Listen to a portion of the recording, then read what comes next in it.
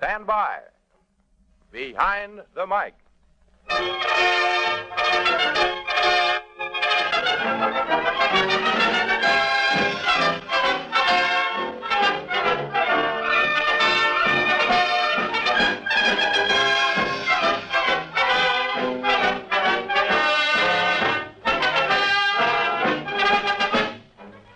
Radio. With the switch of a dial, radio brings you tragedy, comedy, entertainment, information, education, a whole world at your command. But radio isn't all on the surface. There are stories behind radio, stories behind your favorite program and favorite personalities, and radio people you never hear of. Stories as amusing, dramatic, and interesting as any make-believe stories you hear on the air. And that's what we give you. The human interest, the glamour, the tragedy, the comedy, and information that are behind the mic.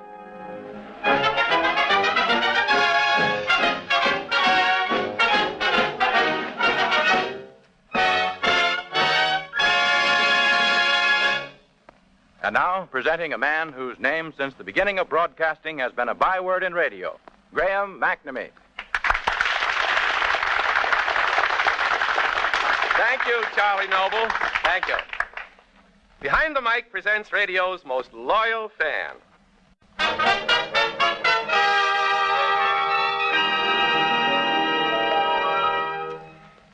Ladies and gentlemen, there are fans who write in for tickets and make it a point to attend as many of the studio broadcasts of their favorite programs as they possibly can. But I venture to say that no fan has appeared in the studio audience as often as our next guest, Miss Wilmar Gray.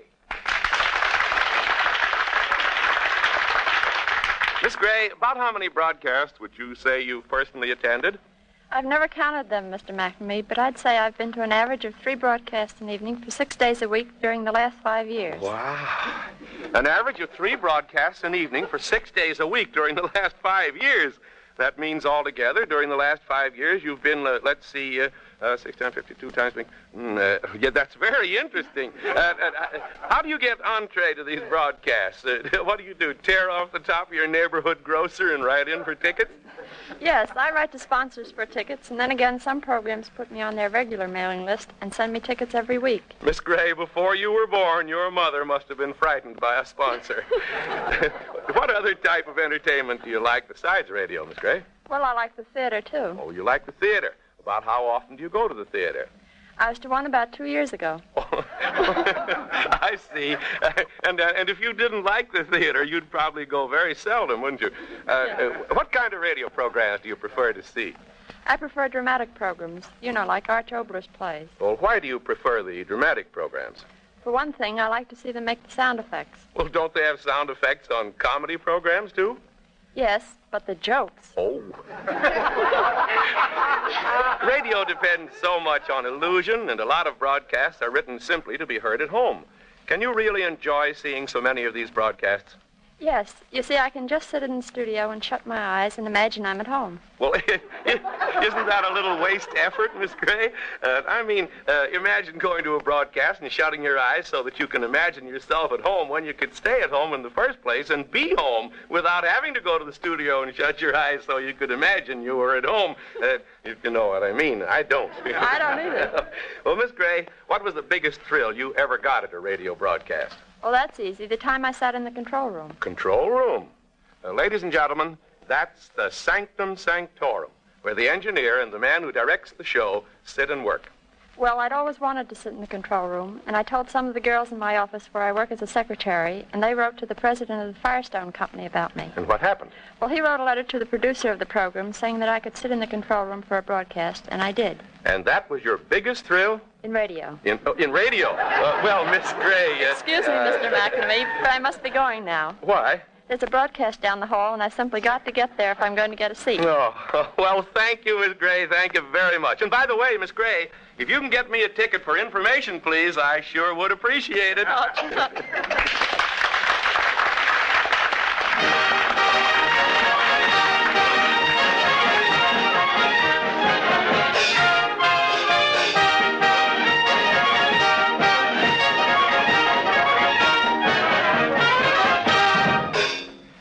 Behind the Mic now presents an amazing story about an NBC page boy.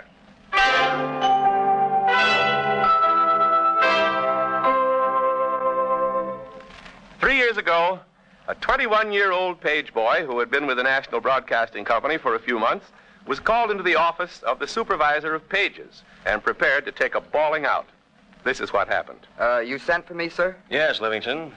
I've been looking over your late record, and it's pretty bad. Yes, sir. According to your record, you've been late on an average of twice a week ever since you've been employed by NBC. I'm sorry. Being sorry doesn't excuse it. We don't ask much of you. Your hours aren't hard. Let's see, you've got the evening shift. You're on from 5 in the afternoon to 1 a.m. And it's only a 5-day week period. There's nothing very demanding about that. You don't have much to do besides collecting tickets at the broadcasts and showing people around the studios. Now, the next time you're late, you're through. Oh, gee, I'm sorry. I guess I'll just have to resign. Well, if you feel that way about it, why, I suppose there's nothing more to... You see, I can't help being late. I've got to fly down to Baltimore about twice a week. Fly? Down to Baltimore? Yes, I'm on the board of directors of a little business down there, and I've got to fly down to attend meetings and sign papers, and sometimes those meetings run pretty long, and I get back here, and I'm late. You're on the board of directors of a little business? Oh, it isn't really so little. As a matter of fact, it employs about 3,000 people. It's part of a family estate that I just inherited. Oh, say, I hate to give up this page job, I really do, but I guess I'll just have to. Billy, that's a mighty interesting story. But one of the things I'd like to know is, why did you ever become a page in the first place? Well, Mr. McNamee, I always wanted to get into radio, and that seemed about the best way for me to do it. At least I'd be around the studios, and that was something. And then I wanted to show I could get a job on my own merits, and I did. All of which goes to show that there's more to you besides a reputation as Cafe Society's glamour boy and Brenda Fraser's close pal. Incidentally, you've done more in radio than just being a page boy, haven't you? You've been doing some acting of late. Yes, I have one of the leading roles in the daytime serial Society Girl. And I've played parts in quite a few other radio shows, too. Yes, and you've done a mighty good job with them, too. Thank you, Billy Livingston, very much.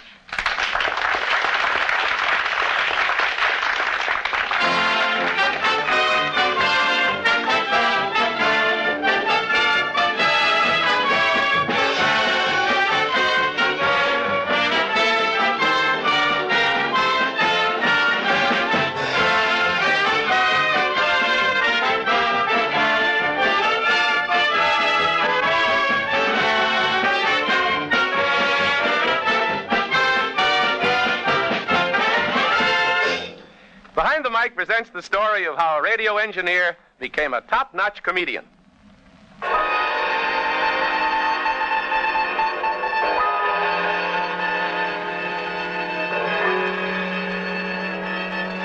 Back in 1932, working more or less industriously in the engineering department of NBC, was a young man named Ward Wilson. Hey, Baker, get off the air.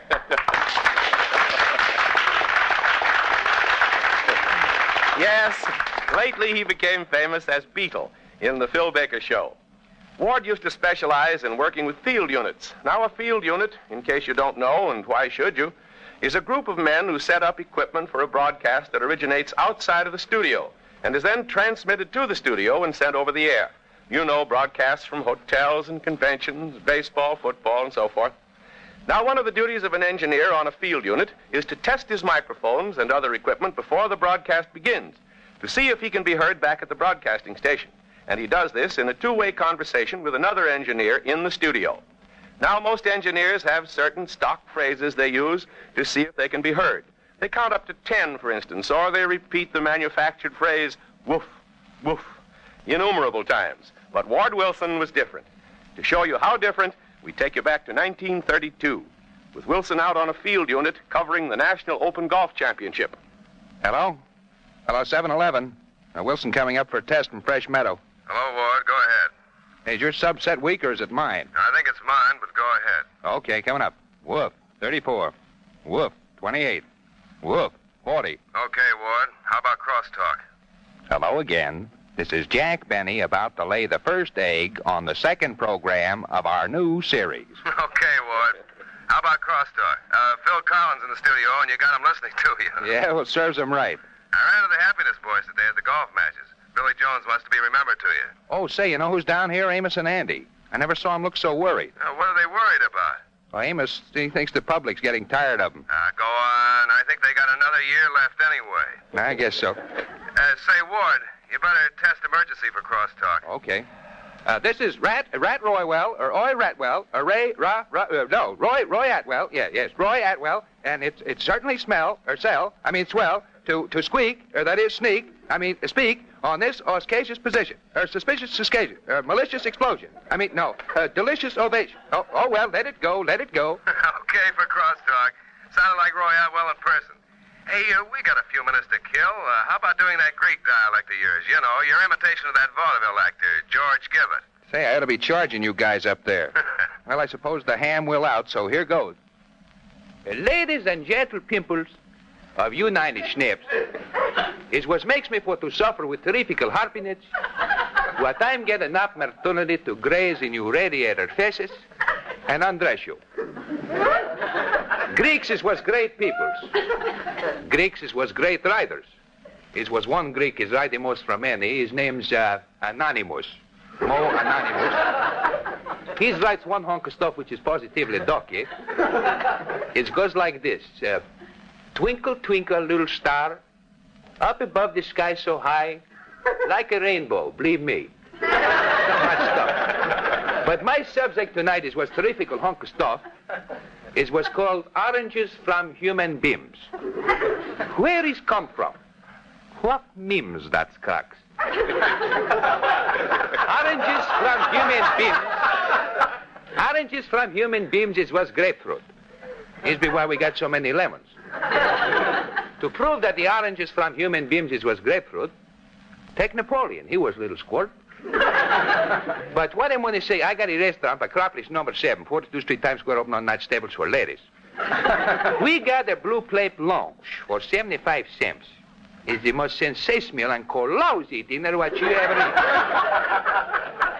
For 75 cents, we give you choice sea lime steak with green fritter potatoes, rusty beef, chicken fricassee, and corned beef and garbage. For vegetables, we got string beans, green beans, spinach, and asparagus.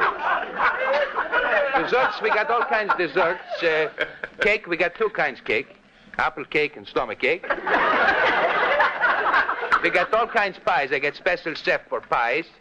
He makes apple pie, two kinds of apple and pineapple. Cuspidor pie, lemon syringe, mince pie, two kinds of mince and pepper mince. Strawberry, raspberry, huckleberry.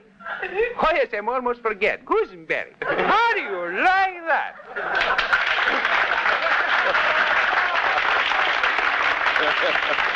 Well, ladies and gentlemen, that's how Ward Wilson used to test his equipment. And, Ward, how did that result in your getting a break in radio? Well, Graham, one day Ed Whitney, one of the NBC producers, and incidentally, I hear Ed's home ill, and if he's listening in, we all wish him a speedy recovery. Well, he heard me doing this tomfoolery, and he thought enough of me to put me on a sustaining program called Personalities at 7-Eleven, doing imitations. It wasn't long afterwards before you had commercials of your own, in which you proved yourself to be not only the first, but the greatest mimic on the air. You won further laurels as Beetle on The Phil Baker Show. And now you're doing a swell job on many comedy shows, and thank you, Ward. Okay, sport.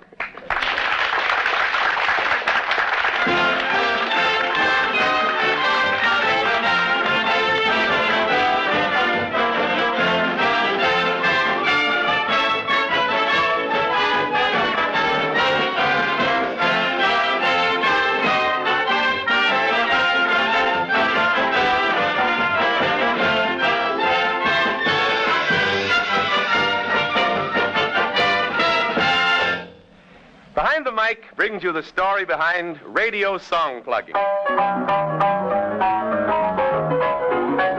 That's my baby. Don't me maybe. That's my baby and how.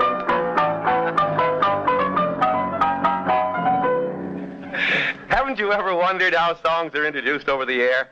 How orchestra leaders get the songs they play in the first place, and why they play them and continue to play them? Well, we're going to bring you a man who is well qualified to tell you all this and more about the songs you hear through your radio. He's one of the best music contact men or song pluggers in the business, George Marlowe.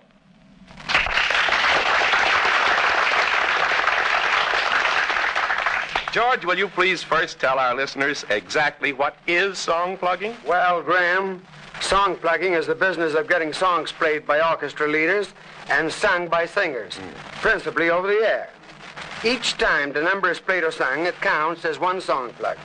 A song plugger, of course, works for a publisher. There are a lot of advantages to a publisher in having his music played on the air. And how, brother? You see, in the first place, radio stations pay a certain amount of money each year for the music they use. 50% of the money they receive from radio depends on the amount of plugs they get. Are there any other reasons why a music publisher wants his songs played over the air, George? Well, for one thing, it widens his sheet music sales. If the listener at home hears a song played often enough, he's likely to go out and buy a copy to bat out on his old piano. And besides that, if enough important orchestra play the tunes, the smaller orchestras will go out and buy copies so they can play it too. I see. And can you sell a lot of copies to small orchestras? Graham, you may not believe it, but from our sales, we figure there are around 30,000 orchestras in this country. Wow. Now, how do you get orchestra leaders to play your songs? Persuasion, salesmanship, and friendship. It's like any other business. And do you need a lot of breaks? Like Gandhi needs a safety pin. There are 45 new tunes every week, and most orchestra leaders who are on the air can only use 9 numbers on any one program. Now, and all those don't have to be new ones. So you see our chances. Well, where do you manage to see all these orchestra leaders? Sometimes at rehearsal, and then if they're playing at hotels, we go over to see them between numbers. I visit on an average of 6 or 7 orchestras each evening. What arguments do you use to get orchestra leaders to play your songs after you see them? Well, of course, I try to convince them that it's going to be a hit. I'll tell you what. Let me give you a concrete example. All right. Let's say I got to see a top-notch orchestra leader and songwriter like Johnny Green at a rehearsal of the Philip Morris program. I come into the studio and I say...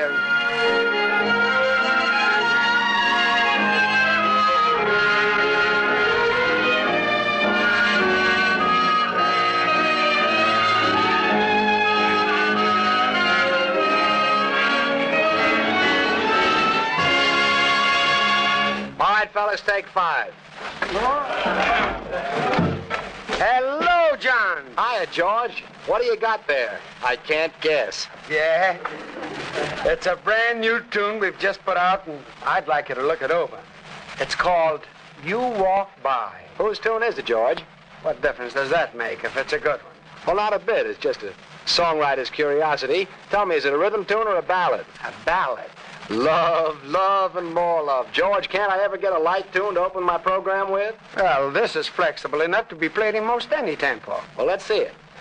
Look at that lyric, John. I don't have to extol the merits of it to you. You're a songwriter yourself. Get a load of that line. You walk by and children pause at play. Say, that's a nice line. Let me try a few bars of this thing on the piano. Sure.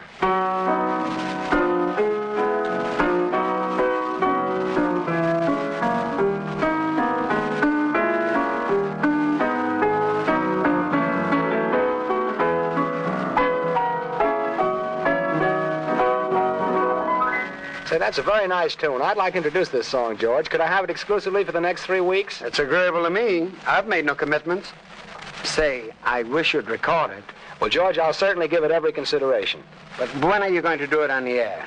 Let's see now. Well, we'll do it the program after next because I want to take my time over the arrangement, and I'd like to play it a couple of times on the dance floor to work it in and get it well set, you know. Program after next, eh?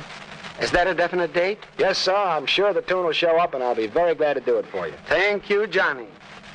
And that, Graham, is how a song plugger gets a song plugged. Thanks, George.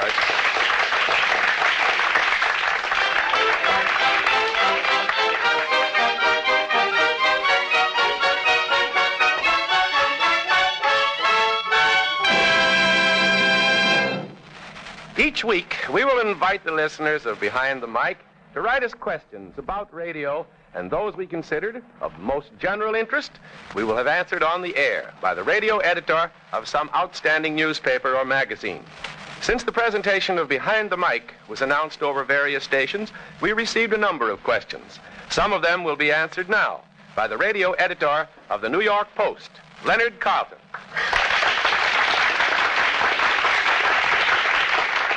Leonard, Miss Etta Newman of Bell Harbor, New York, has this to ask. She says, for years I've heard that Fred Allen make fun of Jack Benny's violin playing. Can it be that Fred's jealous of Jack because he can't play the violin? Well, Graham, I once kidded Fred about that. He gave me an answer and put it in writing. He said, No, I do not wish to play the violin like Jack Benny, if you call that playing. The violin is responsible for Jack's losing his hair. The instrument pressing against his throat is cutting off the supply of oxygen, and his hair isn't getting enough air. Either that or his hair roots are getting discouraged at what's going on inside his scalp and are checking out. Oh, Ward, Fred couldn't have done a better imitation of himself than you just did. Leonard, Mr. George Pfeiffer of St. Louis, Missouri, writes, I have a bet with a friend of mine as to whether or not Charlie McCarthy was the first dummy to be used on the air. I said that he was not. As I remember that back in 1927 or 28, Phil Cook did a ventriloquist act with a dummy on a national hookup for a shoe account. Do I or do I not win my bet? Sorry, but Mr. Pfeiffer loses his bet. It's true that Phil Cook did a ventriloquist act, but he only pretended to use a dummy. Charlie McCarthy is the first actual dummy ever used on the radio. The first dummy, understand, Graham, who wouldn't say ouch if you stuck him with a thumbtack. Well, here's a query from Miss Louise David, New York. Miss David wants to know how many hours is the average commercial half-hour variety show rehearsed? Well, for Miss David's information, the amount of rehearsal for a half-hour program is very flexible. But including music, such a half-hour program is generally rehearsed, say from 8 to 10 hours.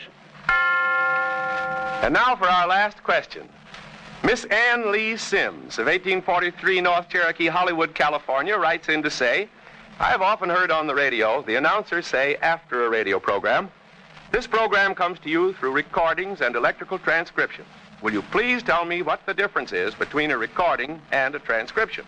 Well, I'd like to tell Miss Sims that a recording is a record made originally to be played on the phonograph, whereas a transcription is a record made especially to be played on the air. It generally runs at least 15 minutes a side.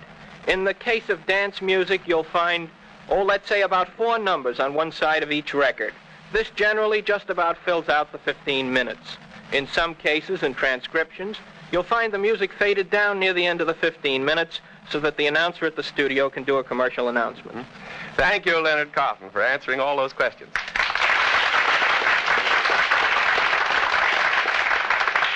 Ladies and gentlemen, en passant, as the French say, if you have any question about the inside of radio that you wish answered on the air, write a letter to us. Address it to Graham McNamee, Behind the Mic, National Broadcasting Company, New York City. As many questions as possible will be answered by mail, and the 3 or 4 questions we feel to be of most general interest will be answered on this program. Thank you.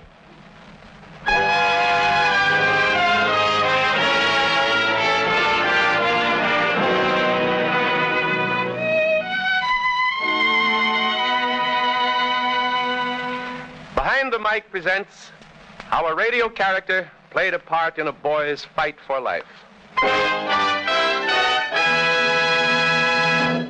It's now our pleasure to introduce to you the leading character in one of the airwave's most popular serials, Renfrew of the Mounted, Inspector Douglas Renfrew, known in private life as House Jameson.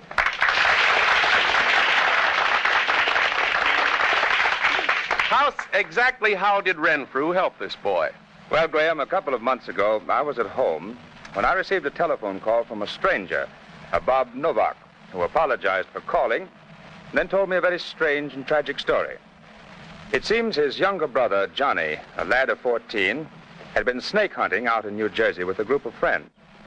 Upon Johnny's return home in Englewood, he had suddenly developed stomach cramps. Pain so severe, the doctor had ordered him taken to the Englewood hospital at once. He was examined by specialists, and it was not snake bite. But they couldn't find out what was wrong with him, except that the boy was dangerously ill and had, except for a brief moment every few hours, spent the last 3 days in a coma. Bob Novak went on to tell me. Johnny. He's still unconscious, Mr. Novak. What can we do? There must be something that can be done. We're doing about everything we can. Unfortunately, the intravenous medication doesn't seem to be helping him as much as we'd hoped. But, Doctor, we can't just sit here and let him. Well, we've got one chance, a desperate one. It all depends on whether or not we can keep him awake. Keep him awake? Yes. You see, every time he goes into a coma, not only does his fever rise, but his vitality is lowered. If we could keep him out of a coma for sufficiently long intervals, we could give nature a chance to fight for him. How can we do it? Well, we might be able to do it if we could excite his interest in something and make him want to stay awake. Fight off the coma. What's he interested in mostly? The usual kid things, baseball, football? No, he's not much interested in sports. I'm not sure myself. Oh, look, Doctor, he's waking up. I'll find out while we have the chance. Hello, Johnny. Oh, Bob. Gee, I'm tired. Yeah, I know. Johnny, I want to ask you something.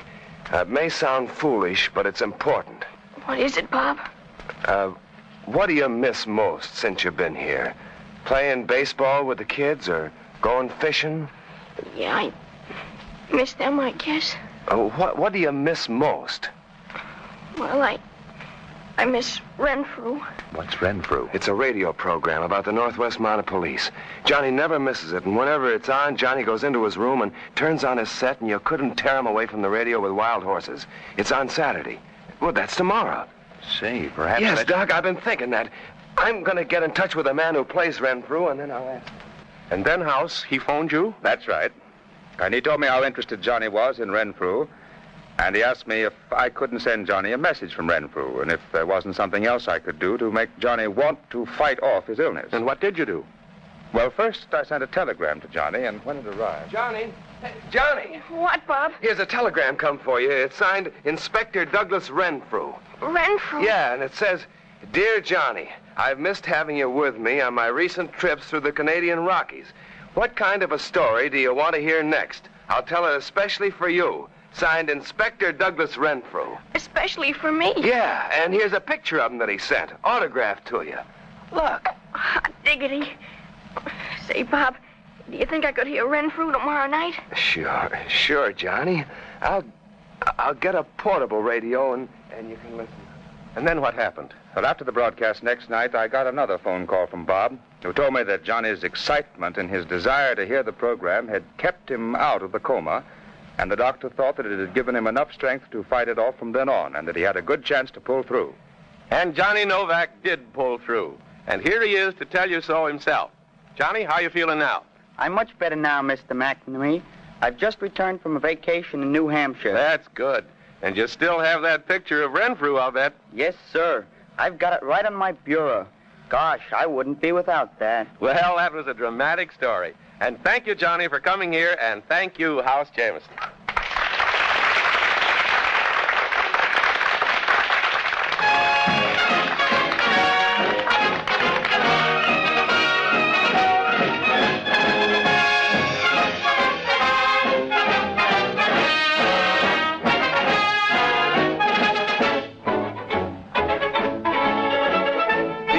Next week, when we will bring you the human interest and drama behind a radio actress's fight for a foothold in her chosen field. How one radio program actually prevented a woman listener from wrecking her married life. A thrilling dramatization of the amazing experience that befell Captain Tim Healy of Tim Healy's Stamp Club. How radio directors wishing to cast a radio program immediately reach the actors.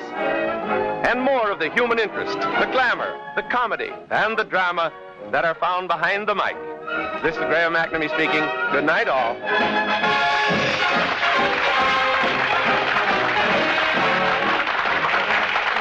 Appearing on this is the premiere performance of the new radio feature, Behind the Mic, where radio's most loyal fan, Miss Wilma Gray, former page boy, Billy Livingston, orchestra leader, Johnny Green, song plugger, George Marlowe, comedian, Ward Wilson, radio actor, House Jameson, radio editor of the New York Post, Leonard Carlton, and Johnny Novak.